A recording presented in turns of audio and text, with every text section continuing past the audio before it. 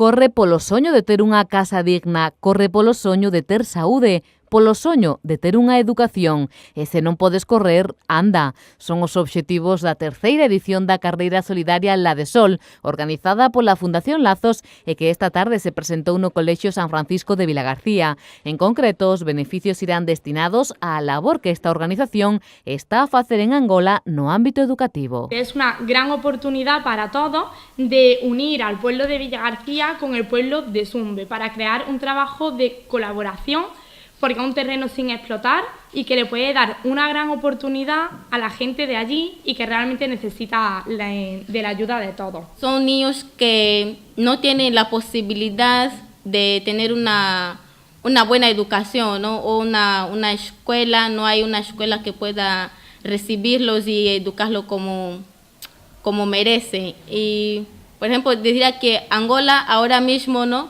Lo que necesita es gente formada.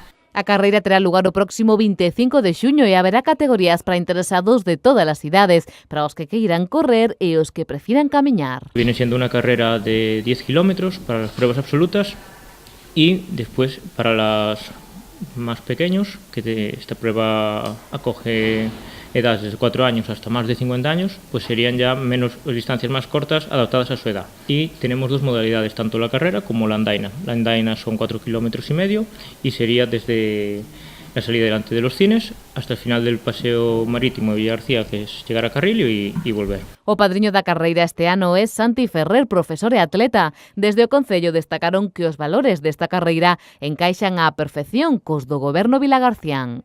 Encaja perfectamente vuestra iniciativa con los valores que tenemos presentes en el Concello de Vilagarcía.